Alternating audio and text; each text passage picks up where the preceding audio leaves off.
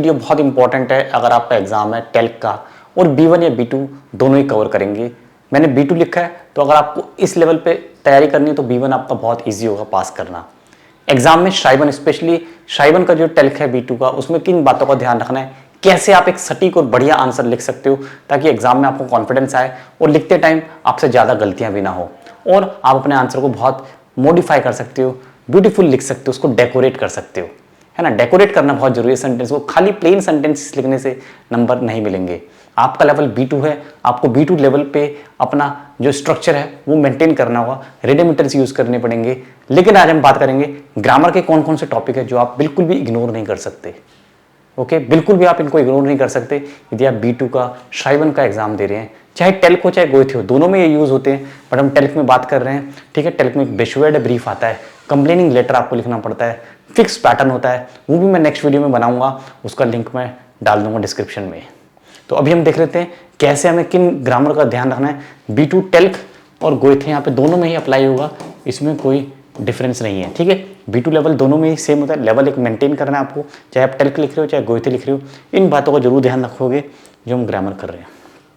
पहला पॉइंट है verb with fasten preposition, verb with fix preposition. ये मैंने हर बार बताया कि कुछ वर्ब्स होती है जो फिक्स प्रेपोजिशन लेती हैं, साथ ही में उसके बाद प्रोनोमिनल एडवर्ब बनते हैं, जैसे दाराउफ, दामिट, दार्यूबर, interessieren Sie sich für Musik? Ja, ich interessiere mich dafür.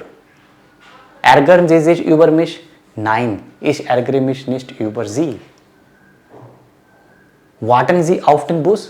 Ja, ich warte darauf. ये क्या प्रोनोमिनल एडवर्ब है, फिक्स प्रेपोजिशन का टॉपिक है, वाटन प्लस आउफ, sich interessieren प्लस फ्योर। यहाँ पे आप देख लो ये प्रेपोजिशन फिक्स है, आउफ जैसे वाटन के साथ हम लिख सकते हैं, ठीक है, आन जैसे हम डेंकन के साथ लिख सकते हैं, ठीक है, मिट हम जैसे इस प्रश्न के साथ, डिस्कुटियरन के साथ लिख सकते हैं, तो तभी ये स्ट्रक्चर बनेगा। ये फिक्स प्रेपोजिशन का टॉपिक है, मैंने बहुत अच्छे से डिटेल में पढ़ाया हुआ है, आप जाके पुरानी वीडियोस देख लेना, फेस्टिव प्रेपोजिशन लिख देना, आपके सामने काफ़ी सारी वीडियोस आ जाएंगी, हिंदी में भी इंग्लिश में भी। ठीक है, इनको ध्यान से करना फॉलो, इनको सेंटेंसेस में यूज़ करना। देखते हैं और कौन सा ग्रामर का टॉपिक है जो इंपॉर्टेंट है आपके लिए। गेनेटिव प्रेपोजिशंस भी बहुत इंपॉर्टेंट टॉपिक है, आपने नॉर्मल गेनेटिव तो पढ़ा ही होगा, डेयर डेस में चेंज हो जाता है, डी डी में चेंज हो जाता है, ये आपको पता ही है। ये गेनेटिव में क्या होता है, डेयर और टेस, ये टेस में चेंज होता है, डेयर और दास, ठीक है, और जो डी होता है वो डेयर में चेंज होता है। ठीक है, तो गेनेटिव प्रेपोजिशन जैसे ट्रॉट्स, डांक, aufgrund, aufgrund meiner neuen Job verdiene ich sehr gut.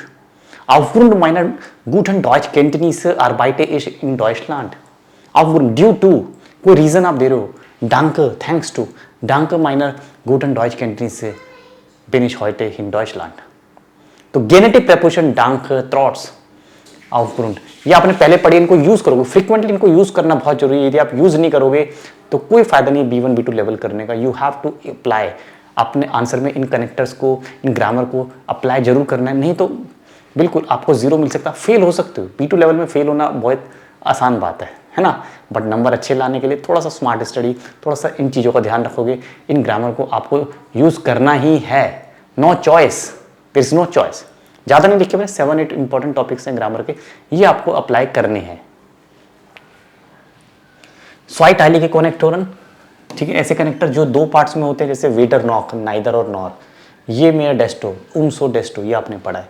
आइनरजाइट्स, आंतरजाइट्स, और भी होते हैं, निस्ट, नूअर, जोंडन, आउक, ये भी आप यूज कर सकते हो, है ना। एंटवेटर ऑर्डर, राइट, माइन सिमर वार वेटर, जाउबर, नॉक, ग्रोस, मेरा रूम ना तो बड़ा था ना ही वो क्लीन था, नाइदर नॉर, है ना। सपोज आपने कोई रूम बुक किया, उसमें आप कंप्लेंट कर रहे हो, है ना, आपने कोई सर्विस इसलिए आप सेटिस्फाइड नहीं हो, तो इस तरह से डबल कनेक्टर को यूज करना है, जैसे भी सिचुएशन है उसके आप डबल कनेक्टर यूज करोगे।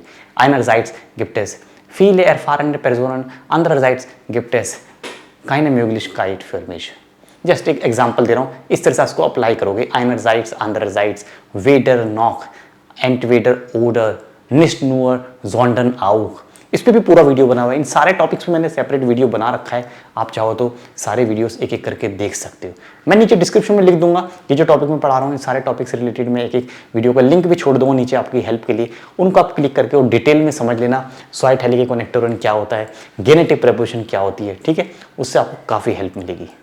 और मुझे कमेंट करके बताना कैसे लग रहा है आपको वीडियो। लाइक कर दो, चैनल सब्सक्राइब कर लेना, बहुत इंपॉर्टेंट है आपके लिए। काफ़ी सारी वीडियोस मैं डेली बनाता हूँ बहुत हार्डवर्क से। ये है उम सू प्लस इन्फिनिटिव, सू प्लस इन्फिनिटिव और अनस्टार्ट प्लस सू। तीनों सू को यूज कर रहे हैं, जितना ज्यादा हो सके यूज करोगे। अनस्टार्ट मतलब instead of that. Unstarred nach Berlin zu fahren, bleibe ich heute zu Hause. Anstatt eine Bewerbung zu schreiben, schicke ich direkt eine E-Mail. Instead of, कोई भी काम instead of, एक के बजाय दूसरा काम करना, अनस्टार्ट सू। इंस्टेड ऑफ, स्टार्ट भी बोलते हैं, अनस्टार्ट भी बोलते हैं। सू प्लस इन्फिनिटिव आपने पढ़ा है so in order to, for what purpose, वो सू वारूम। जब भी क्वेश्चन वारूम होता है तो हम सू बोलते हैं। सू को भी यूज करोगे आप, like einen guten Job zu haben, mache ich eine Ausbildung jetzt in Deutschland. Gute Punkte zu bekommen, arbeite ich sehr hart heutzutage. ठीक है, सू का यूज करोगे। ये सब आपको पता है, अगर आप B2 लेवल में हो तो आपने पढ़ा होगा। You are already aware about this grammar topics. नहीं तो आपको ब्रशअप करना है, रिवाइज करना है। ठीक है, इसके लिए आप पूरा ग्रामर का रिकॉर्डेड कोर्स है मेरा, वो आप परचेज कर सकते हो। B2 लेवल का भी है, B1 का भी है, जिससे आपकी ग्रामर और ज़्यादा स्ट्रांग हो जाएगी। टेम्पोरल एडवर्ब मतलब ऐसे एडवर्ब जो टाइम को, फ्रेमवर्क को, टाइम को शो करते हैं। हॉइफिश, फ्रीक्वेंटली, गेगनवेटिश, करंटली, राइट नाउ, दामाल्स, सू येडर साइट, ऐसे और भी होते हैं एडवर्ब्स जो टेम्पोरल, जो टाइम से रिलेटेड एडवर्ब्स है, इनको यूज करोगे। जेयर ऑफ्ट, आप उन सू, मांचमाल, इनको अपने सेंटेंस में यूज करोगे, अप्लाई करोगे। ये सब चीज़ें देखो प्रैक्टिस से ही आएंगी। You are already aware about these things. मैं कोई नई बात नहीं बता रहा हूँ, सब आपको पता है, आपने पढ़ा हुआ है। यदि आप B2 लेवल के स्टूडेंट हो तो आपको पता है ये सारे टॉपिक्स के बारे में, यू आर अवेयर, बट आपको प्रैक्टिस में इनको लाना है। You are not in habit to write this, आपकी हैबिट नहीं है, आपको प्रैक्टिस में लाना है, आपको अप्लाई करना है। फिर है पासिव और एग्जैक्ट फॉर्म। पैसिव फॉर्म होती है जिसका प्रेटेरिटम फॉर्म मैं सजेस्ट करूंगा, पार्टिसिप, स्वाय और मोडाइल वर्ब। इनके साथ आपको पैसिव बनाना जरूर आना चाहिए। मोडाइल वर्ब से कैसे बनता है, ठीक है, कैसे बनता है रूल एक बार देख लेते हैं। मोडाइल वर्ब प्लस पार्टिसिप स्वाय प्लस वैडन, ये मोडाइल वर्ब का रूल है। प्रेटेरिटम में पार्टिसिप स्वाय में क्या बनता है, जाइन सेकेंड फॉर्म में कॉन्जुगेट होती है, ठीक है, फिर पार्टिसिप स्वाय आता है और लास्ट में वुडन आता है। ठीक है, और नॉर्मल प्रेटेरिटम फॉर्म कैसे बनती है, वुडन प्लस परफेक्ट। और इसी में यदि हम प्रेजेंट की बात करें तो वैडन प्लस परफेक्ट। ये पैसिव फॉर्म, मतलब कोई भी काम पैसिव में आप लिखोगे, पैसिव को यूज़ करोगे।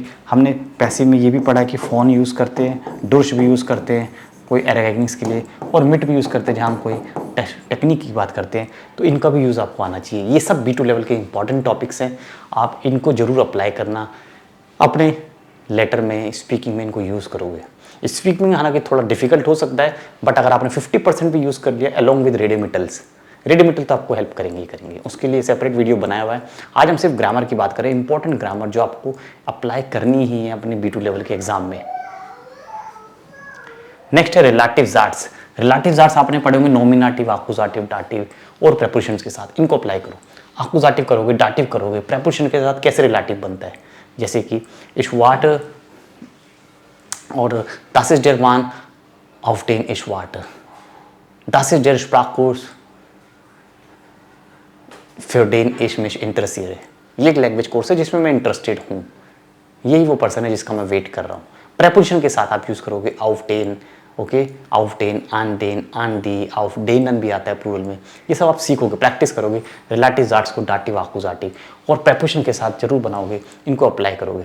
एक एक सेंटेंस की बहुत अहमियत है, एक एक सेंटेंस का बहुत मायने रखता है, ठीक है। इसको वीडियो को बिल्कुल सीरियसली लेना। अगर आप बिल्कुल सीरियस स्टूडेंट हो, इस बार आप B2 का एग्जाम पास करना चाहते हो शाइवन का, तो ये वीडियो बिल्कुल सीरियसली देखना, इसमें नोट्स बनाना और जो जो बातें मैंने बताई उसको अप्लाई करना। वीडियो 2-3 बार देख सकते हो, आपके पास अवेलेबल है प्लेटफॉर्म पे, यूट्यूब पे, जितनी बार देखो और इसमें आपको जरूर कुछ ना कुछ लर्निंग मिलेगी, ठीक है। तो ये बहुत इंपॉर्टेंट टिप्स है आज ग्रामर के टॉपिक्स जो हमें यूज़ करने हैं। Thank you so much, I wish you all good luck and best of luck for your exam. auf Wiedersehen, viel Erfolg।